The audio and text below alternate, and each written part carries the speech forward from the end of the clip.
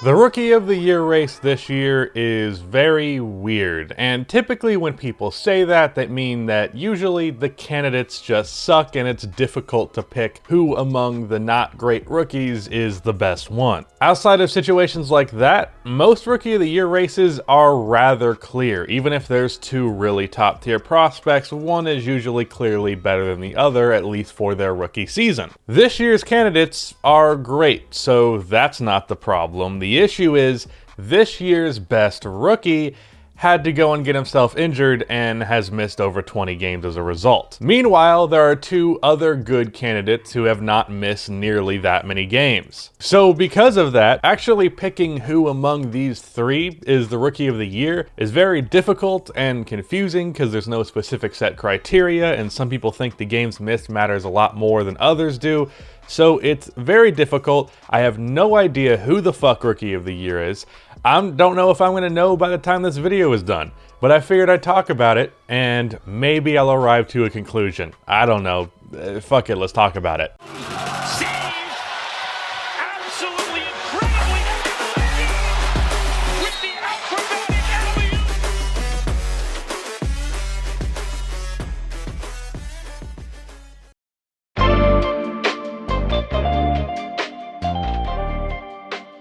Before I continue on with this video, about half of the people that watch these videos are not subscribed, so if you fall into that 50%, then subscribe to the channel. Also drop a like on this video. It only takes 1 second and it makes a massive difference. Right out of the gate, I do want to be clear that, as I implied in the intro, there are really only 3 candidates for Rookie of the Year. While this draft class of 2020 has been much better and much deeper than many people expected, with almost every first round pick being a player who is contributing to a team in one way or another right now, there aren't as many guys who are just standing out as really, really good. There's only 3 guys like that, which is LaMelo Ball, Anthony Edwards, and Tyrese Halliburton. So let's give the case for each of these players. Anthony Edwards this season averages 19 points, 5 rebounds, and 3 assists on 51% true shooting. His efficiency is not good. 51% true shooting is not good. He is a very inconsistent player. He will give you a really good game and then a really bad game, but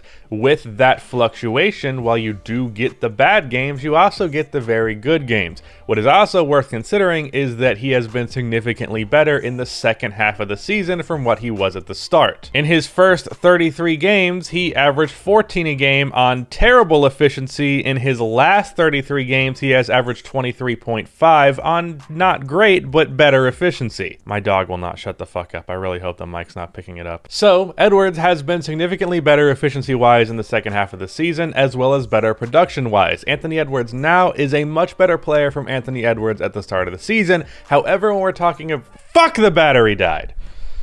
But in the Rookie of the Year race, you have to take the entire year into account. It's not the Rookie of the last half of the season race, so you can't just look at Anthony Edwards as he is now and declare him Rookie of the Year because of what he is now, when not factoring in what he was at the start of the season. A similar thing actually came up in 2018 when Trae Young was running for Rookie of the Year, because in the second half of the season, he was a all-star, basically, caliber player. But his first half, he struggled quite a bit.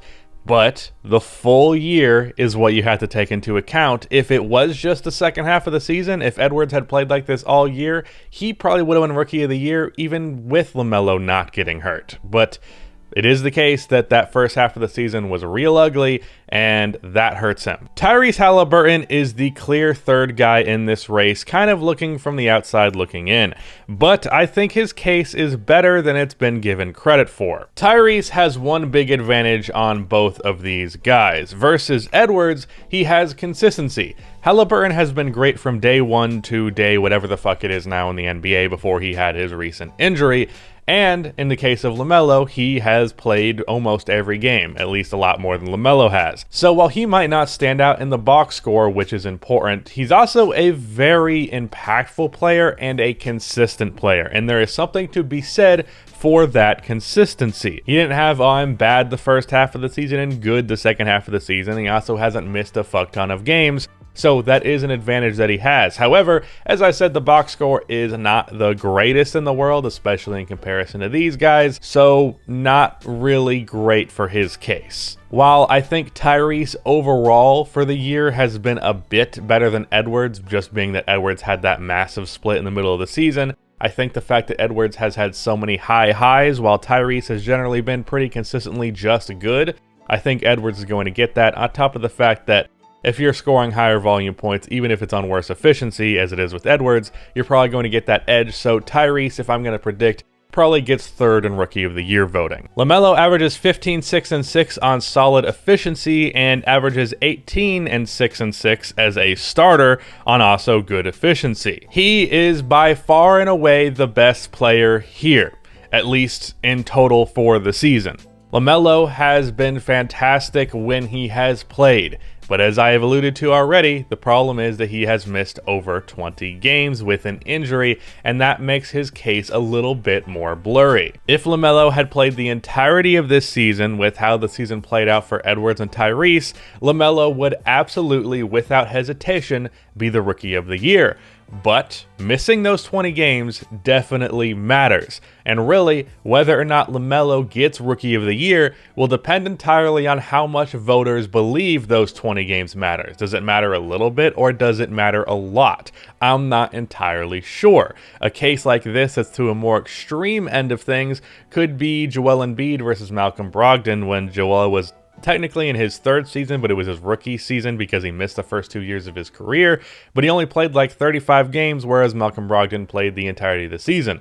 Embiid in those 35 games was 10 times the player that Malcolm Brogdon was, but Malcolm had played the entire season, so he won Rookie of the Year. Also the first second-round pick to ever win Rookie of the Year. But this is a less extreme version of that. If this was a case like this, LaMelo had only played 30 games, these guys had played 70, then yeah, LaMelo's not winning Rookie of the Year, but it's only a 20-game difference, which is not huge, but it's something. It's definitely big enough to keep players out of an MVP race, but a Rookie of the Year race is not as important in that regard. Also, if we're talking about pure impact, I do believe that LaMelo is the most impactful rookie. If you look at their record with him as a starter versus him off of the bench and then him, of course, just not playing, there is a clear difference there. He has good on-off numbers. He's incredibly impactful with his playmaking. The offense is significantly better because of his playmaking. So he is a very impactful player right now. Already plays basically like a borderline star caliber player, and he's just very, very fucking good. I don't know what else to tell you outside of that. But the 20 games. I really just don't know with this race. The best player played 20 less games, one player was less consistent but had much higher peaks, and the other guy was consistent but did not have crazy numbers. Those are three candidates with big flaws and big bonuses, and it makes it kind of difficult.